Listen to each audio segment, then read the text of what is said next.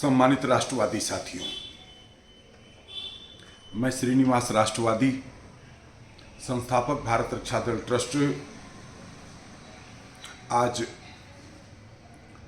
उस महान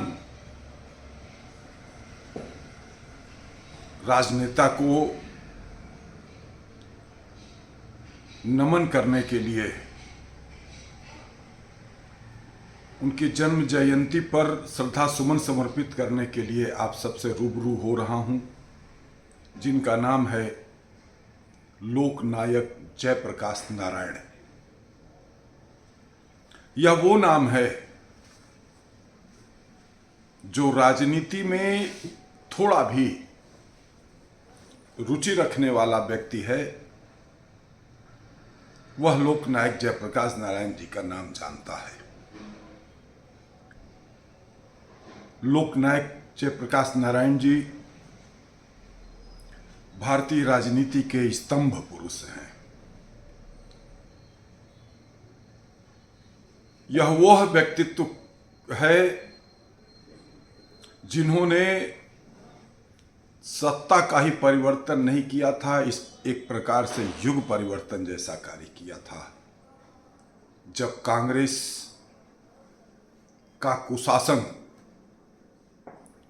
चरम पर था, जब कोई भी व्यक्ति XYZ अगर सरकार के खिलाफ एक शब्द भी बोल देता था तो उसे जेल में डाल दिया जाता था। आपको याद होगा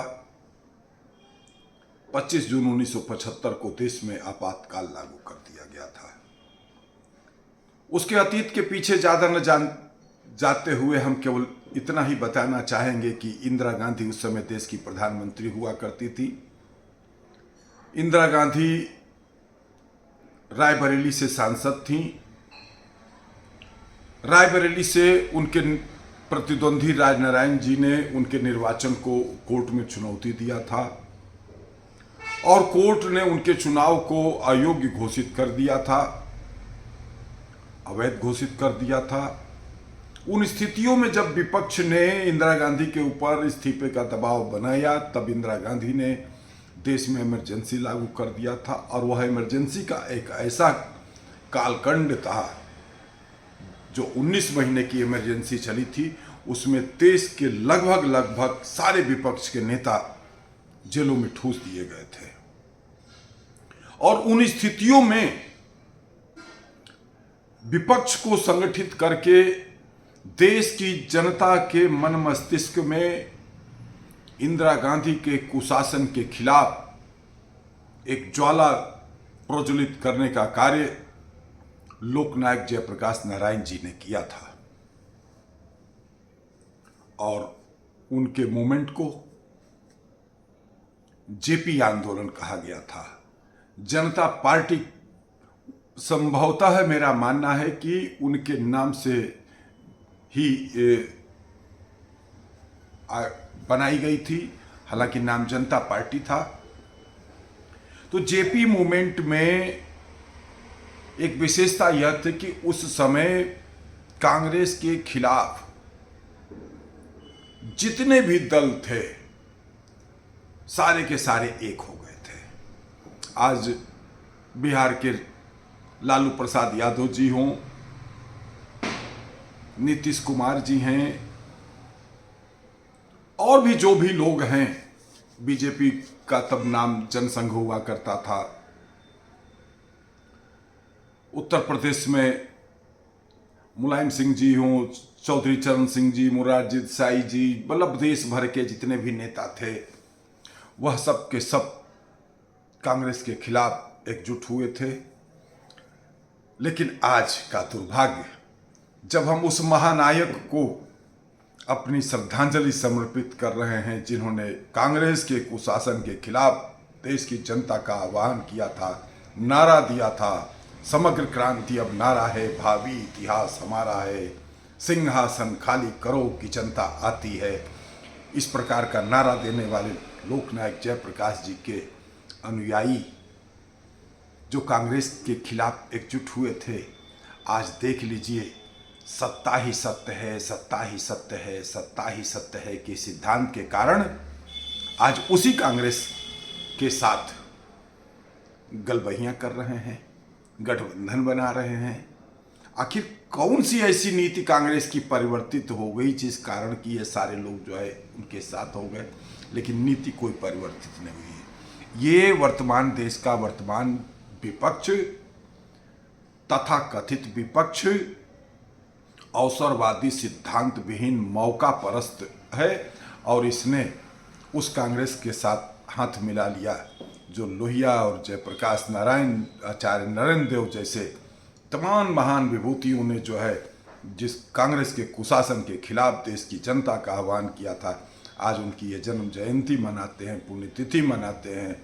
लेकिन वास्तव में उनकी जन्म जयंती और उनकी पुण्यतिथि तो तभी सार्थक होगी जो जिस कुशासन के खिलाफ, जिस पार्टी के खिलाफ उन्होंने आम जनता को और विपक्ष को एक किया था। लेकिन हसब ठठाब फुलायब गालू दोनों नीति कैसे चलेगा, आप विचार करिए। अगर ये वास्तव में लोकनायक जयप्रकाश नारायण जी के प्रति श्रद्धांजलि समर्पित करते हैं तो कांग्रेस के खिलाफ इनको बोलना पड़ेगा, मंच से बोलना पड़ेगा। और अगर कांग्रेस के खिलाफ ये मंच से बोलते हैं तो इनका गठबंधन का क्या होता है? इंडिया गठबंधन टूट रहा होता है। अब इन स्थितियों में, परिस्थितियों में किस तरीके से यह वर्तमान तथा कथित विपक्ष एडजस्टमेंट करेगा या कर रहा है, यह देखने योग्य बात होगी। लेकिन हम फिर से यही बात कहना चाहते हैं, अगर वास्तव में हम सभी लोग लोकनायक जयप्रकाश नारायण जी को श्रद्धा सुमन समर्पित करते हैं तो लोकनायक जयप्रकाश नारायण जी पूरी तरह से कांग्रेस मुक्त भारत चाहते थे। अब आप विचार करो कि आप क्या चाहते हो। आज बेटी दिवस भी है, अंतर्राष्ट्रीय बेटी दिवस है। मैं अपने तमाम पोतियों को, नातनियों को, बेटियों को बहुत बहुत बधाई देता हूँ और मैं सभी से अनुरोध करता हूँ कि बेटा बेटी में अंतर को समाप्त करके बेटियों को भी उच्च शिक्षित बनाइए। और आज हमारी बेटियाँ, चाहे वो खेल का मैदान हो, चाहे ज्ञान और विज्ञान का क्षेत्र हो, चाहे किसी भी क्षेत्र में लगातार परचम लहरा रही हैं, तो बेटा और बेटी का अंतर न करते हुए अपनी बेटियों को भी उच्च शिक्षा के क्षेत्र में ले जाइए। ऐसा नहीं कि केवल बेटों से ही पिता का नाम बढ़ता है, तमाम बेटियों ने भी अपने माता पिता के नाम को बहुत आगे बढ़ाया है। तो मैं बेटी दिवस की भी आप सबको बहुत बहुत बधाई देते हुए अपनी वाणी को विराम देता हूँ। धन्यवाद। जय मातृभूमि, जय भारत।